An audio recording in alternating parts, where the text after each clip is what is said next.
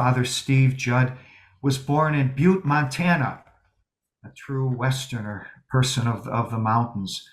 He has several graduate and undergraduate degrees, a degree in Spanish, a degree in theology, in divinity, PhD in the sociology of religion from Berkeley University. From 1975 until approximately 2015, 40 years, Father Steve was in South America, Peru, and Bolivia, involved in lay formation, lay catechetical formation, many other ministries, including director of the Andean Pastoral Institute, the director of campus ministry for the State University in Puno, Peru, the director of the Maryknoll Language Institute in Cochabamba, Bolivia, the president of the Latin American Christophers program, leadership course program. Father Steve has worked and lived with the Aymara, the Quechua peoples in South America. He's also been a member of our General Council. Father Steve has been the director of our Los Altos Mission Center. Currently, he's the director of our Maryknoll Mission Formation Program. I'm sure I've left some things out, but I think that gives us all a good idea of Father Steve's commitment to mission. Pass it over to you, Steve. Thank you. Okay, thank you, Paul. I really appreciate all of the hard work that went into promoting this particular webinar. Earlier, we were scheduled to have it, but what happened was there was a few things that interfered. But I'm glad it was in many ways, because scheduling it now with heightened awareness of the presence and rights of indigenous people. It's now a recognized holiday in many states, together with Columbus Day. So from my Italian background, I'd like to see Columbus Day, but I also very much appreciate the recognition of the presence of indigenous peoples in all parts of the Americas, from cement to ferment. And it comes from a dialogue or from a conversation I had with two great mentors, Father Victor Codina, a Spanish Jesuit, and Father Enrique, another member of the OMIs in Bolivia. And one time when we were talking about the Aparecida conference that was held in Brazil in 2007, we were analyzing all of the conclusions, and both Victor and Enrique said to me, "Are you cement? Or are you ferment?" That may puzzle some people, but cement means our life in mission is determined by what we have built, the brick and mortar approach. But the ferment part is the relationships that we've had with people in their own faith formation during the time. So I answered very quickly. I said, "I'm ferment." And I think that got me through the conversation. But in any case, it captures well this time that I've been in mission since 1975 to the present moment. The words "in search of the reign of God," Maryknoll was founded on the basis of Matthew 6:23 that said, "Search first for the kingdom of God, and all these things will be given." Well, I've had many different gifts, and in the relationships and the people that I have met along the way in this journey. So I would like to go through pretty quickly some highlights of my time in mission, especially emphasizing the close relationship I have had with different indigenous peoples around the Americas. A few years ago, a Maryknoll, very dynamic, charismatic man, John J. Walsh, not to be confused with our co-founder, James Anthony Walsh, but John J.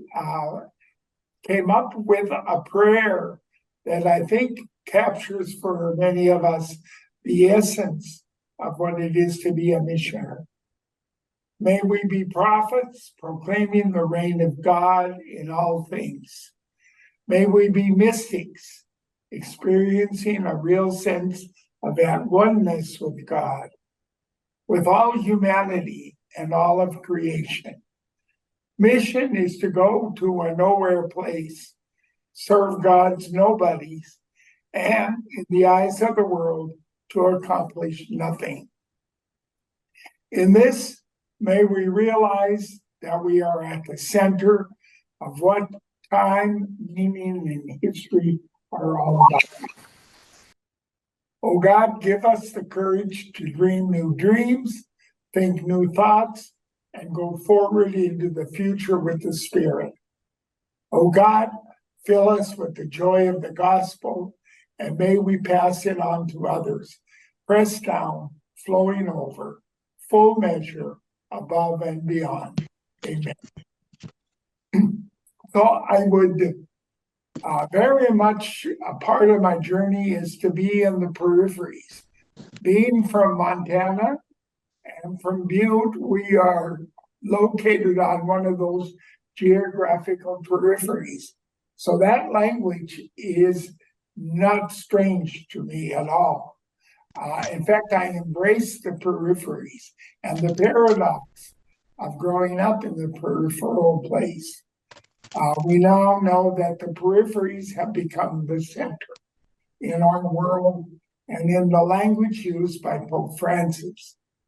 Maryknoll arrived in Latin America in 1942, first in Bolivia, right after the Second World War. And then the following year, we went to Peru, Chile, Guatemala, and Mexico.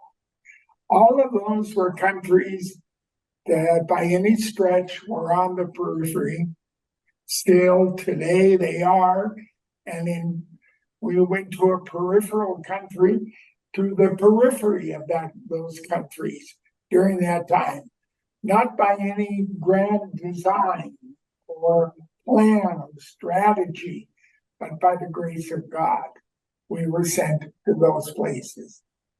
During the years of Vatican II and the bishops' conferences of the Latin American bishops,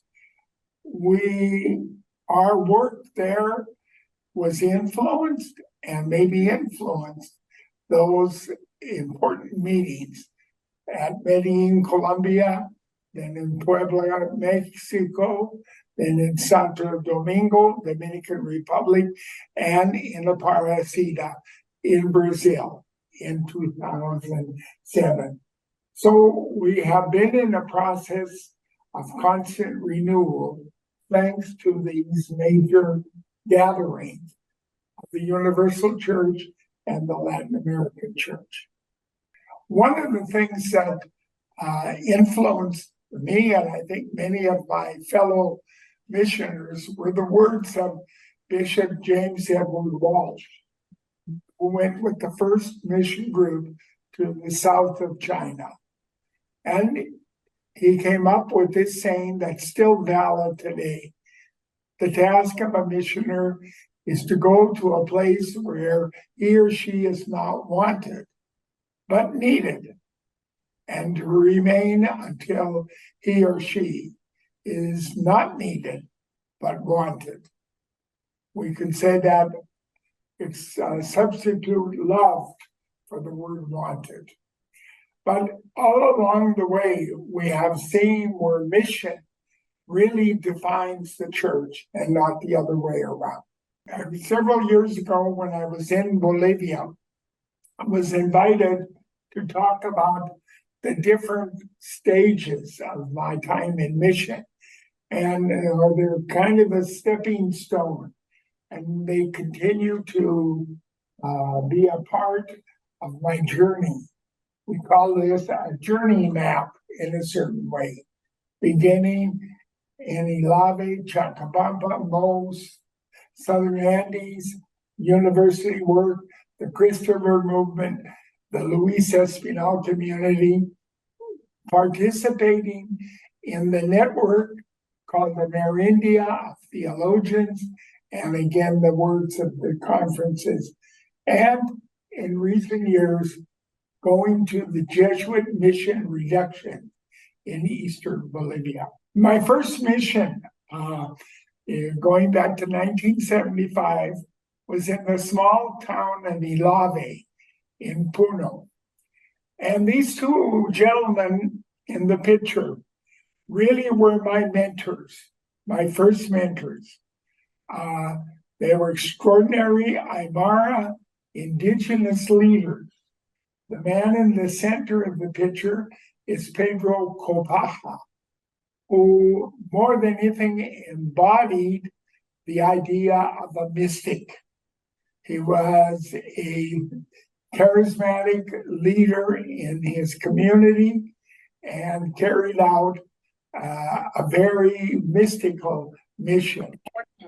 Next to him was another colleague, Mariano Calomamani, who was also an indigenous leader, more of the prophetic, to speak truth to power.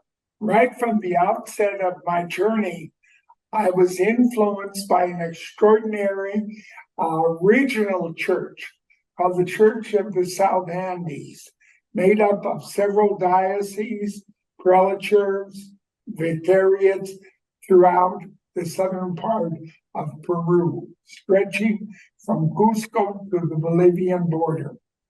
And the fellows celebrating the Eucharist there, it was the Maryknoll Jim Madden, who influenced me in a great way during my time working there. Jim entered fully into the Aymara culture, became part of it, learning the language, being with the people, walking together. Today we talk about synodality. Synodality means walking together. All of us have had that experience of walking together. And Jim always celebrated the Eucharist with the people in the way that they would have their celebrations. During my time in mission, something that really influenced me was the struggle of the people living in an environment of natural disasters, extreme poverty, and in the time of the political violence of a terrorist group in the 1980s called the Shining Path, we witnessed many deaths and many extraordinary acts of heroism. Years ago, Bartolome de las Casas, who worked among the indigenous people and all around the Americas, said, "We are a people who die of an early death before our time."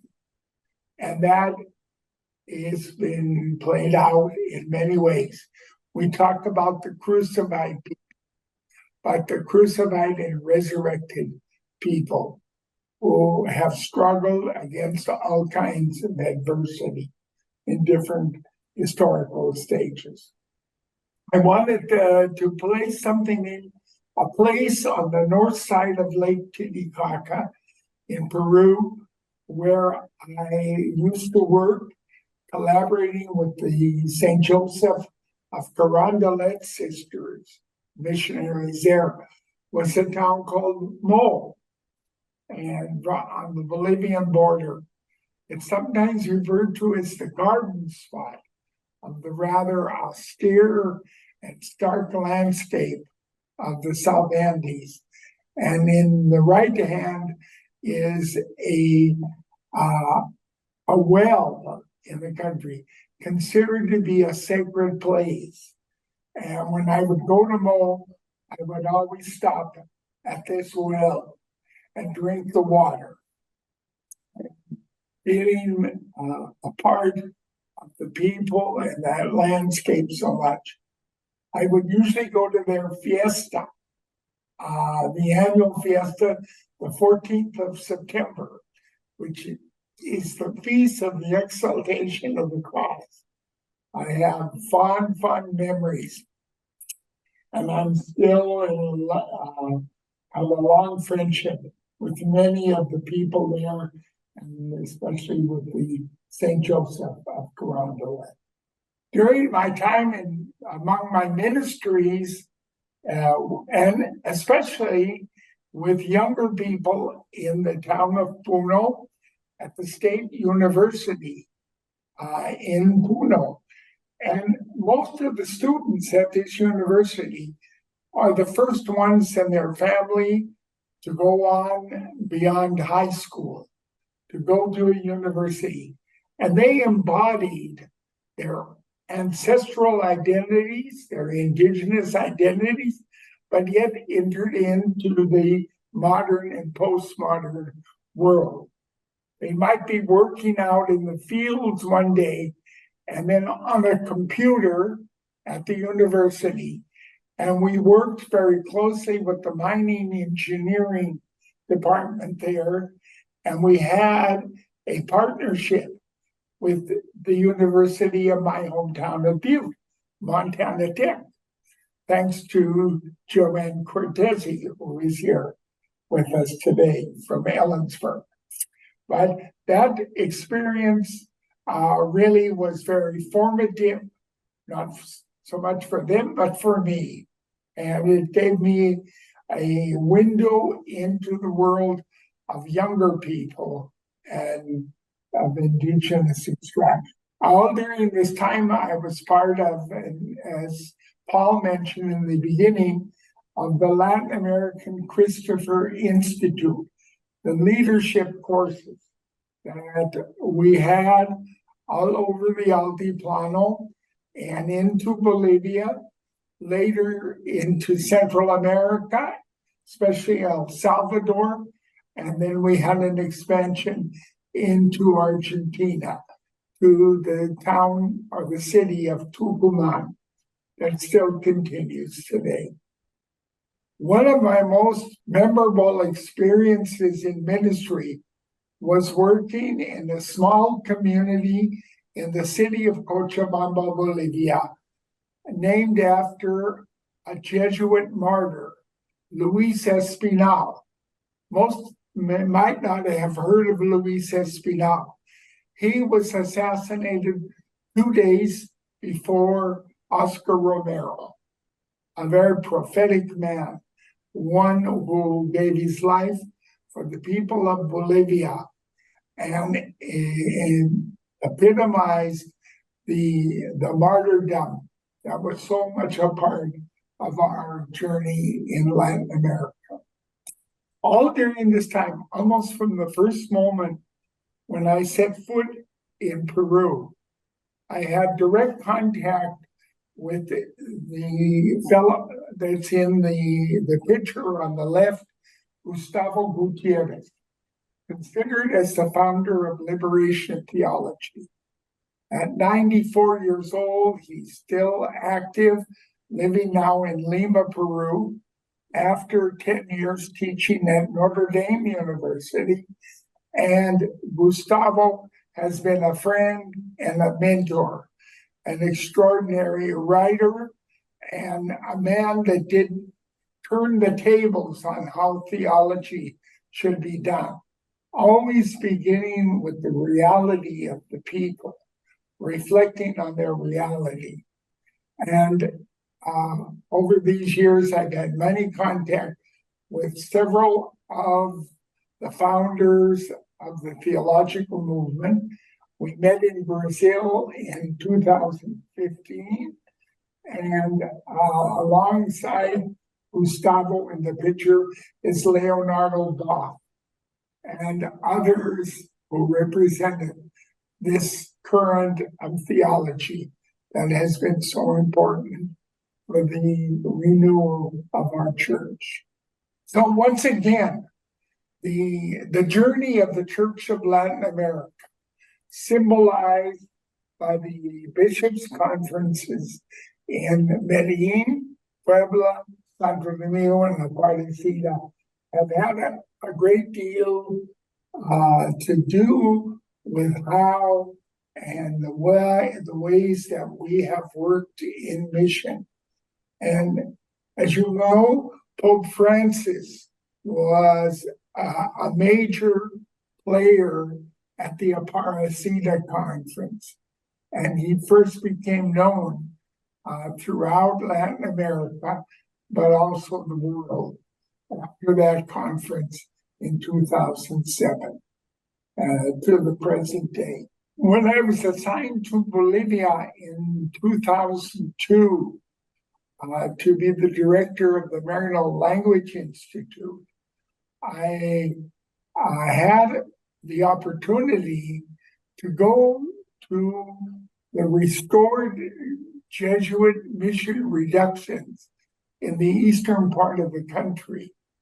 And over the course of the next 20 years, I made many trips, took many groups there to see not only what was left or ruins of any sort, but structures that have lasted until this time. And learning extensively about how the evangelization and mission was carried out from the 17th to the 19th century, when the Jesuits were expelled. Many of you have seen the movie The Mission. I like to think this is where the mission picks up as we have known it. You've all seen the movie that Daniel Berrigan had a major part in that. And for the past, since I entered into mission, the Maryknoll Language School that evolved into becoming a multifaceted mission center in Latin America. Over the course of those years, over 20,000 people studied Spanish, Quechua, and Aymara languages there. And then we developed it into a formation center with different courses, workshops, conferences, etc., over several years until 2020, when the center closed. But the work continues in many different ways from what began there in Cochabamba since 2020. And so all during this time, the great learning is not how we evangelize, but how we are evangelized by the poor. Through their creativity, through their resistance to injustice and oppression, to their capacity to celebrate, even in the times of tragedy and violence, their potential to convene us and call us forth to be who we are called to be from our baptism. And for the sense of community, the potential of forming communities. And I like to say their contemplative potential, their way of seeing God in all things. The formation that I've been involved with there You see, several of the young people from Bolivia that I was involved with in courses in leadership and the different events we had during those years of the mission center. There's a fella in the second row in the bottom with is bald. He has carried on that work we started throughout Northwest Argentina in so many ways. Almost every week, I'm in communication with him. But many others there, mainly Bolivians, have continued with the formation that they received in and through the mission center. That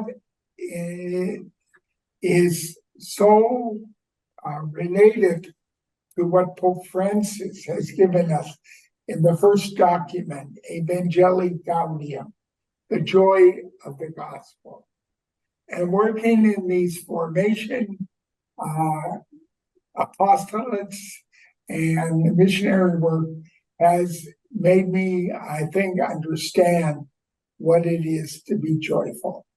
And one of the things, the overarching tragedy since the time of the colonization and the conquest was what they called the papal bull, or the doctrine of discovery, that legitimized what the colonizing countries did, giving it.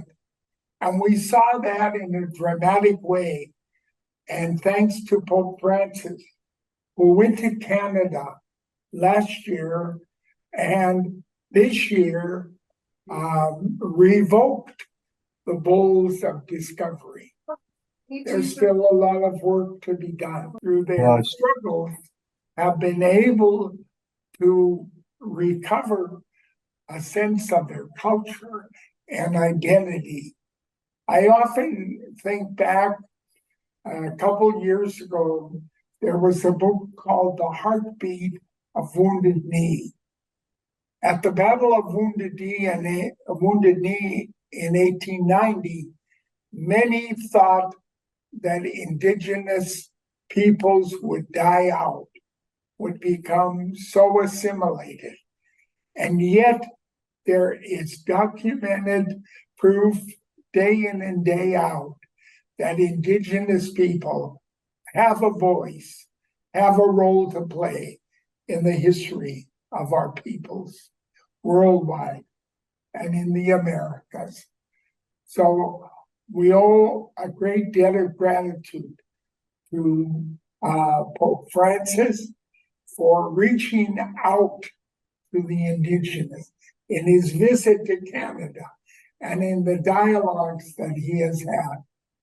And right down to this moment of the Synod on Synodality in Rome taking place these days. This picture that I have in my office here is a mural painted by the former Nobel Peace Prize winner Adolfo Pérez Esquivel from Argentina, that captures the whole experience of the 500 years, the people who gave their lives, the martyrdom, with the indigenous in there, and have maintained.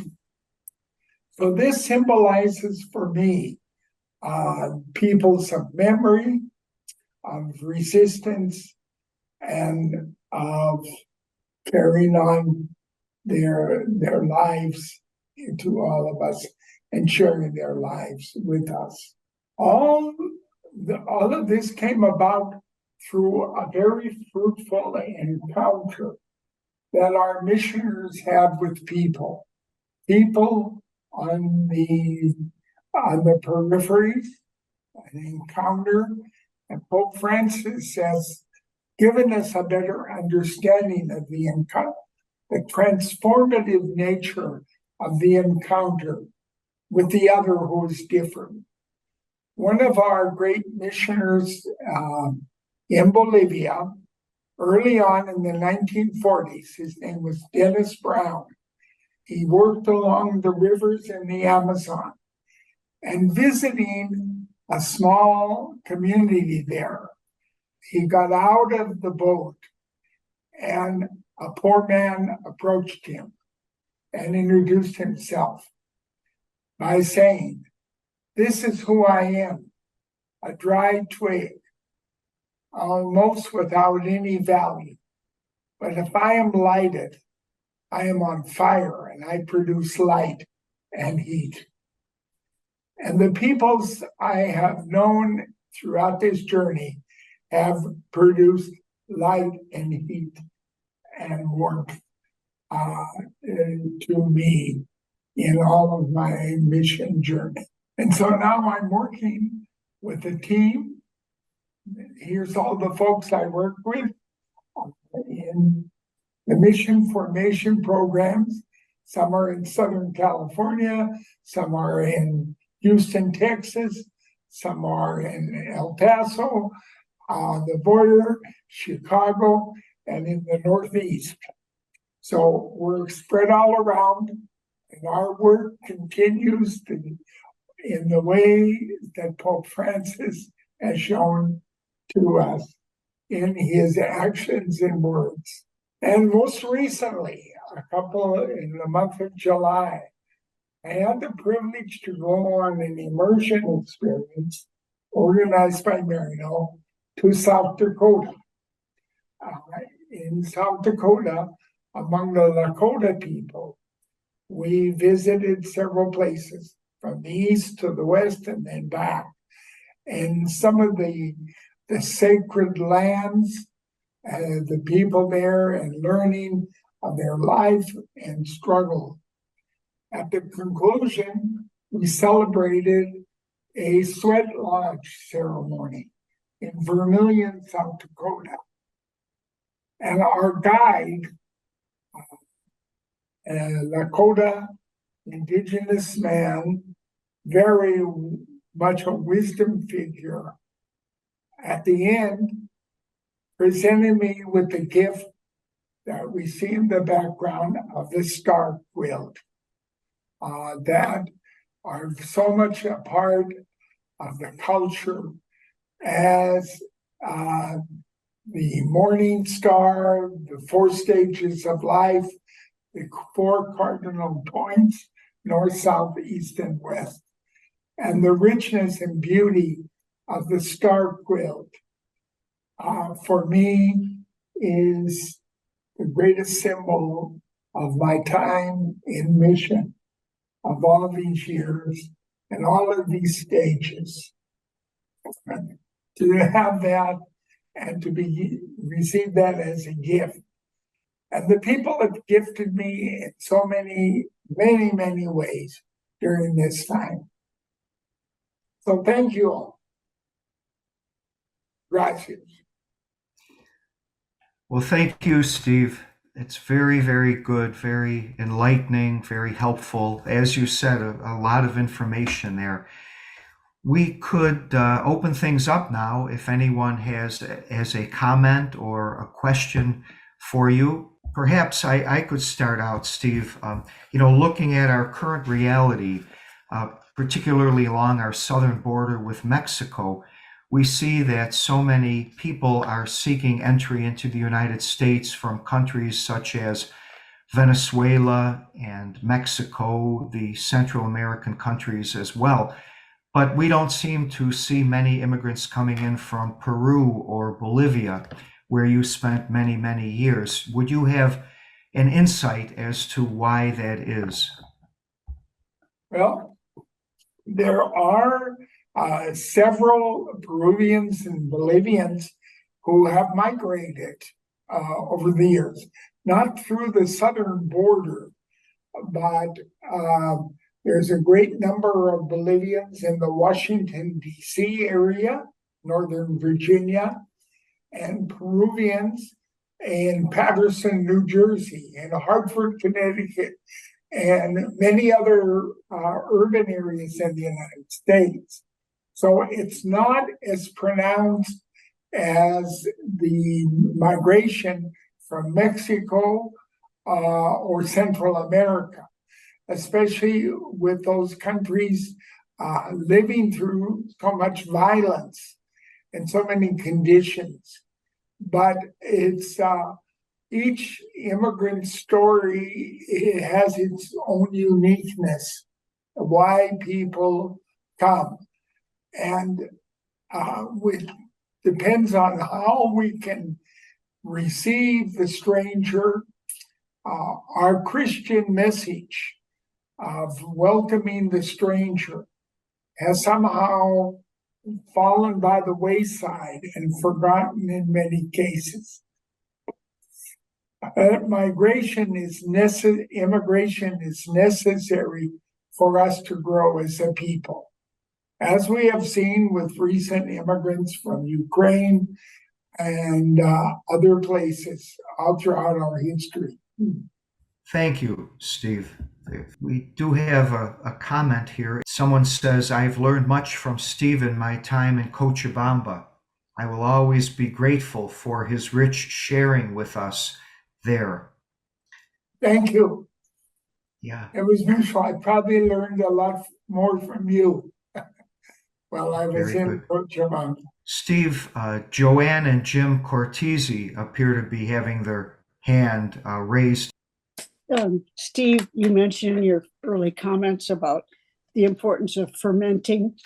And as I listened today and thought about so many things we've shared, I think I'm just so grateful that your whole life, and especially your missionary life, that you chose to ferment. God bless you. Thank you. Thanks, Joanne. You've been a big part of my journey, both you and Jim. Thanks, Steve. Steve, here's another question. You mentioned that you were on the trip recently this past summer to our North American, our United States Native American areas in the Dakotas. How would you compare, or could you compare those situations, the living conditions and the peoples there with your experience of the Aymara and the Quechua peoples in South America? I think very much so. I think one of my impressions and takeaways was the reverence for people with the land, with their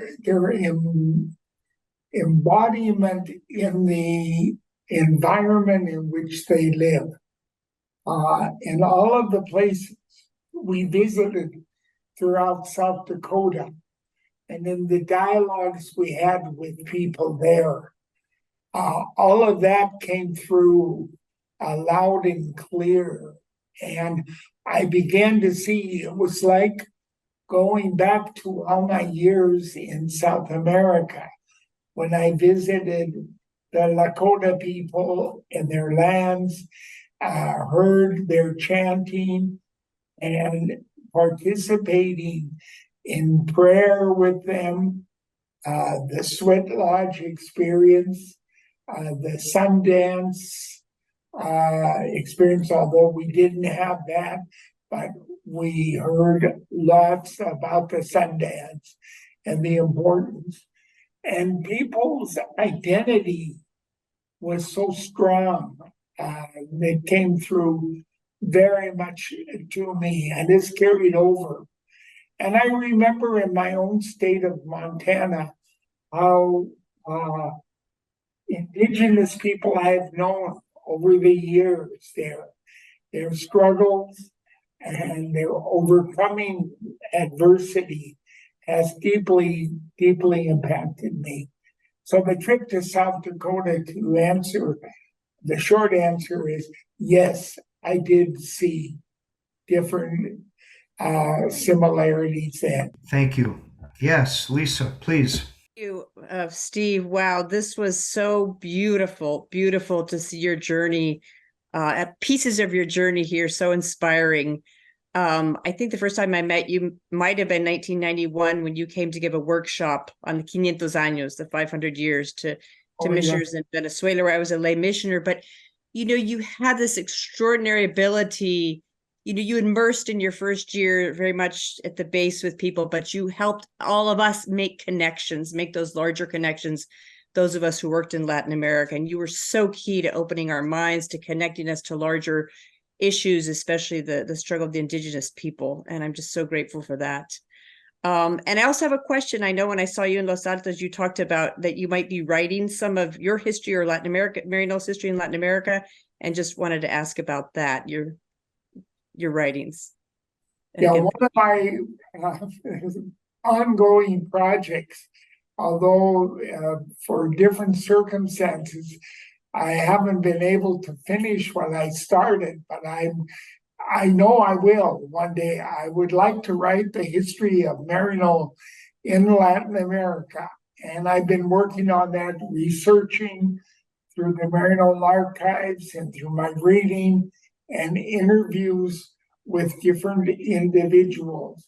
In fact, next week I will be meeting with two former lay missioners, Tom and Gloria Henry, and they knew one of our pioneers in Mexico, Don Hessler, who was an extraordinary man and working in Mexico, who did so much to enable mission for lay people long before we had any programs.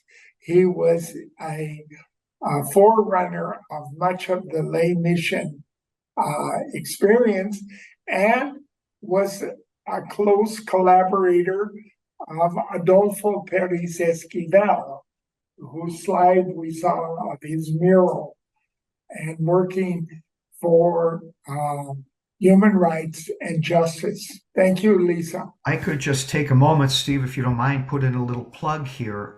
One of the people on our webinar is our Deacon Leo Yoke, and Deacon Leo leads trips periodically to Bolivia, some of our Maryknoll mission immersion trips. So if everyone would want to keep an eye out for at maryknoll.us, which is our mission formation program website, for upcoming and future trips to Bolivia or other immersion trips that our mission formation program leads. And Leo is a great colleague, and I have worked with him. I was so struck.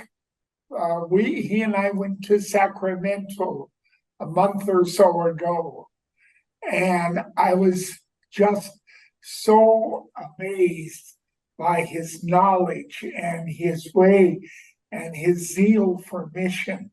We were with 80 people from the Sacramento, California diocese, and we will return there in December to continue deepening the idea of missionary discipleship, or the calling of missionary discipleship. Yeah, thank you so much, Father Stephen. I really enjoy being with you, doing any type of formation program, and all the knowledge that you and other missionaries, Maryknoll missionaries that spend their lives in Latin America. Maybe, you're more Latin American than me because you spend more time there. But this is something that we really wanted to highlight, is that we have immersion trips going on. So hopefully for 2024, I'll be leading the Guatemala immersion trip, and hopefully we'll do the Bolivia as well. Because of the pandemic, we stopped doing it for a couple of years. But very much we go through a lot of the places that Father Steve mentioned, especially going to the Jesuit missions. That was something that I was really struck by, to learn how they evangelize the indigenous people by using art, like through music. That's something that I really appreciate. And learning from the knowledge of the indigenous people. Even I was born in Guatemala and raised there. going back there is an opportunity for me to learn more about the Mayan culture in Guatemala, and how can I appreciate more my own roots, that somehow growing up in Guatemala, I even deny my own identity as Mayan indigenous. So that's something that is like a wound, right? So every time I go back there is like an opportunity to heal by listening to the stories of other Guatemalans that are struggling with the same issues that I struggle with growing up there. So I really thank Maryknoll for this opportunity, and to work with people like Steve and other missionaries that as they come back to the United States, they bring all the knowledge and all the things that they learn. And like Steve mentioned, we are evangelized when we go out by the people there. So that's really a great opportunity. So if you would like to join us with one of the trips to either Guatemala or Bolivia next year, that'll be an opportunity to learn more about the indigenous spirituality. Thank you. Or to South Dakota. We're gonna have Yes. another That's next right. to South Dakota. And to the question, there's a lot of similarities in the indigenous cosmovision. I was amazed to see the same, they call the chacana in Bolivia, which is like the Aymara's cross. And I saw the same cross in one of the pyramids in Guatemala, in Iximche. And how do they end up having the same cross? How can you tell that, right? So it's about, there's a lot of similarities in the indigenous people of the Americas. Yes. Okay, and we do have a 2 trips to El Salvador coming up. One in January, Father John Dolan, he's been on the trip. We have a pilgrimage for bishops, priests, deacons, and religious brothers in January, and then March we'll be returning to El Salvador for whoever would like to come. We have a treat also as we kind of wind down this webinar. Father Steve has a wonderful kind of a closing prayer or closing song that fits very well with this theme. Tata Julieta, kanana kutsu, kahuchar nana echeri.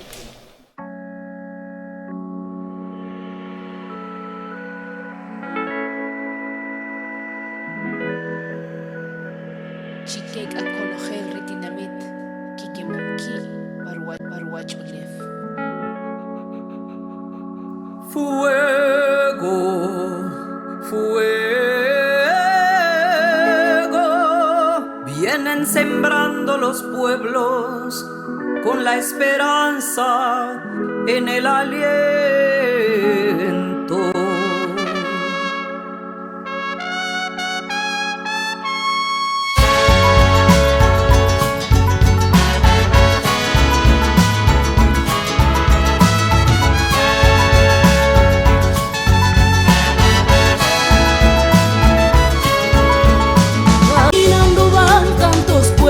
En pie de lucha están, van por los caminos con su corazón retumbando.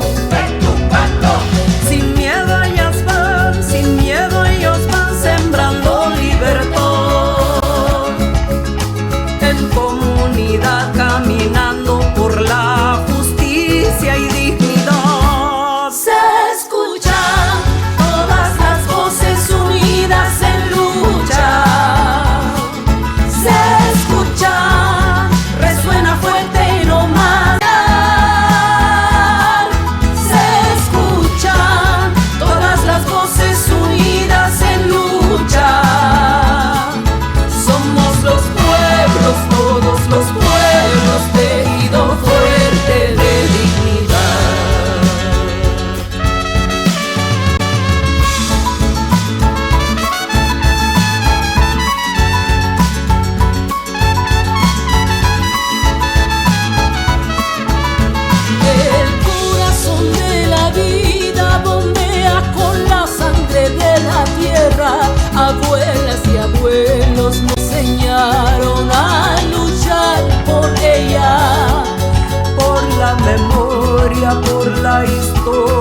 contra el tirano.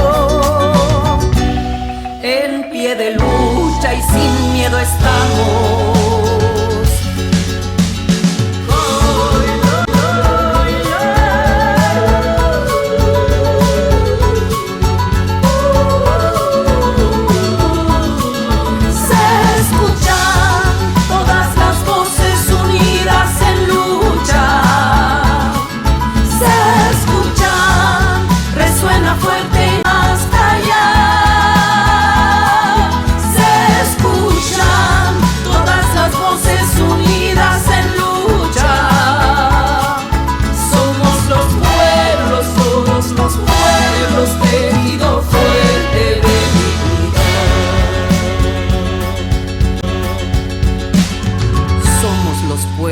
Tejido fuerte de dignidad. The prayer there was brought to our Maryknoll wide retreat this past weekend by the Maryknoll affiliates from Guatemala. And they put that together as a closing prayer. And I asked if we could use that today, since our theme were the indigenous people, to bring some visual images into the webinar. I would like to just remind everyone, we will be sending out a recording of this webinar. You'll receive it in the next couple of days, and there will be links there, ways that you can support Father Steve in his mission. Steve is supporting several students in Peru and Bolivia with their education, and if anyone would like to assist him in doing that, there will be a link and a way that you can do that. There will be also some additional information there, and as Leo and Kevin mentioned, our immersion trips are coming up. I'd also like to make a note of the wonderful tie-in today with the theme of our webinar. 1 week ago today, as you know, Pope Francis just released his apostolic exhortation, Laudate Deum, the follow-up to Laudato Si. Our Office of Global Concerns has done a wonderful review and summary of that apostolic exhortation. That's very powerful, so that's on their website as well. And this is just a wonderful way for us to realize also how closely connected we all are. And we give credit to Pope Francis for his focus on caring for indigenous peoples and caring for our common home. He reminds us that it's the poor who suffer the most from our climate changes and our difficulties with our problems, our disregard for Mother Earth. And I think our indigenous brothers and sisters have such a light carbon footprint and show us in many ways how to live carefully and lightly on Mother Earth. So we thank you all. And Steve, perhaps you could just give us a blessing as we conclude. Okay. Good and loving God, we give thanks for the time together to share in the joy of our indigenous sisters and brothers who have embraced us and enriched us and enlightened us along the path that will lead us to wholeness and holiness. And we give thanks for this in the name of the Father, and of the Son, and of the Holy Spirit. Amen. Thank you. Go in peace, everyone. Thank you very much. Thank you, Steve, again.